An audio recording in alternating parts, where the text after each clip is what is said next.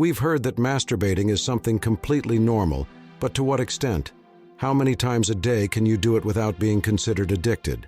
What if you can't stop? Let's answer these questions and explore why you should reconsider this act that seems normal but hides a trap for your life.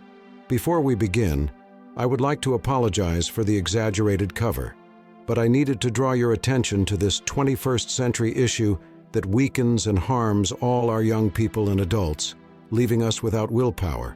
In this video, you will understand what happens to our brains scientifically and philosophically, and what Stoicism has to teach us about this vice. Also, remember to subscribe to our channel and activate the bell so you don't miss anything. Now let's begin. Current medicine is quite clear in stating that masturbation is completely normal, not only in humans, but also evidenced in dogs and other mammals. But this view of normal masturbation was not always so. In the past, masturbating was thought to be immoral, especially in men, because unproductive seed production prevented people from reproducing. In the case of women, it was believed that masturbation could distance them from men by finding pleasure on their own and without assistance. To this moral burden was added the physical burden, stating that masturbation caused diseases, so it was not advisable to practice it at all. But let's return to the present. What do we know about masturbation, especially for men suffering from insomnia? What is known is that it induces sleep. The French Institute of Health and Medical Research concluded that the male brain deactivates sexual desire after orgasm. The cerebral cortex, the area responsible for conscious thought, goes to rest once the man reaches climax. This, in addition to nullifying the desire to continue having sexual relations, facilitates sleep. Therefore, many men fall asleep after sexual activity. But what is the problem then? What is wrong? Hidden in one of its benefits is a trap, and if you frequent this channel, you will see what I am talking about. Masturbation releases dopamine in your brain. This hormone is responsible for making us feel better, providing calm, relief from stress, and a sense of reward. This is caused by dopamine and is so pleasurable that some people become addicted. The Diagnostic and Statistical Manual of Mental Disorders incorporated hypersexuality disorder, classifying excessive masturbation under the category of obsessive-compulsive disorder, another vice that leads to mental and also familial destruction. In many cases, you won't be able to control yourself, and you become a slave to yourself, a victim of lack of control, thus seeking relationships with prostitutes, sex with multiple people, and, as we saw in a previous video, excessive consumption of pornography. These are ways that a dopamine-saturated brain finds to obtain pleasure. Pay attention. Addiction to masturbation comes from chemicals released in the brain. As our brain adapts to the release of these, it feels the need to continually find the codes that generated the stimulation. Your brain will start asking for more and more dopamine to achieve the same pleasure it had the first time, making you always have to keep looking for how to masturbate again. This reaches an exaggerated point when your brain realizes that the release of dopamine is excessive and begins to block receptors in an attempt to stop you. As a result, the person performs the pleasure act, in this case masturbates, but gets nothing, which frustrates them more than they already were.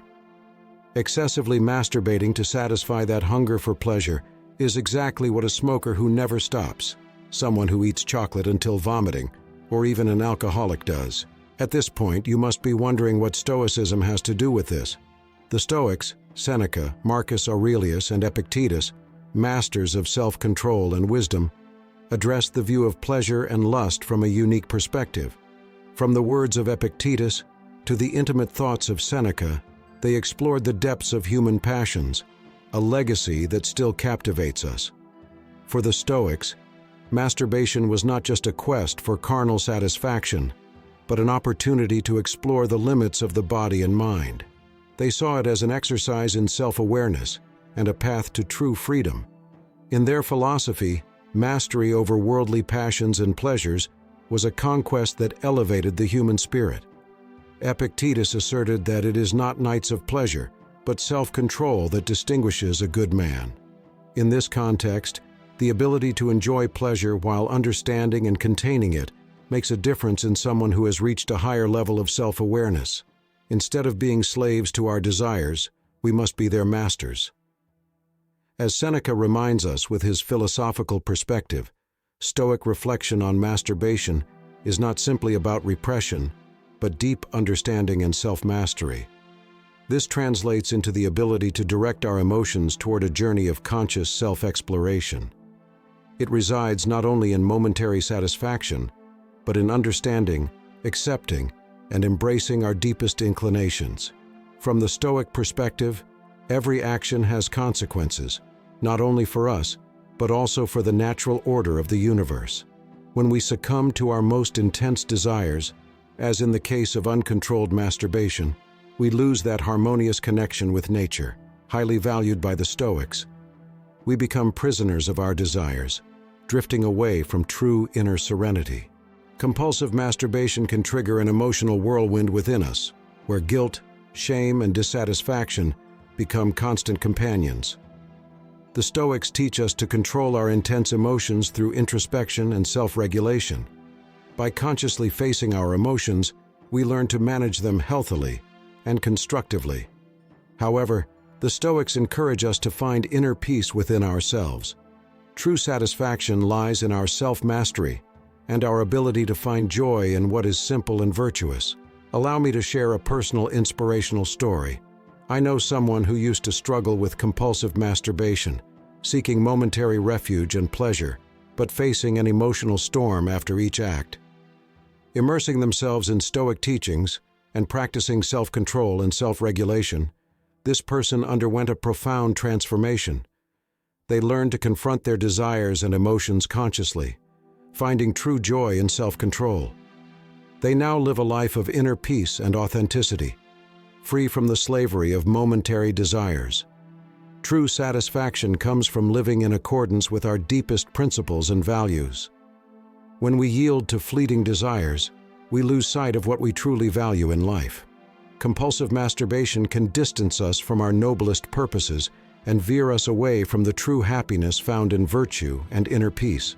By practicing meditation and mindfulness, we can promote the mental serenity needed to resist temptations and face our emotions healthily. This compulsion becomes an obstacle to mental serenity, dragging us into regrets and steering us away from the peacefulness found in self-control and moderation. My friend, what are you doing with your life? Do you think sitting at home and watching those videos and taking pleasure with your hands can make you confident and successful? Do you think after wasting your time and energy on those bullshits, you can attract women? Or if you're a woman, do you also think you can attract men? No, never. So my friend, think wisely, and I want you to write in the comment that I'm a powerful person. I have control over my mind. I choose to do what motivates me. I choose to do what improves me. Thanks for staying with me. You can like the video and subscribe for more.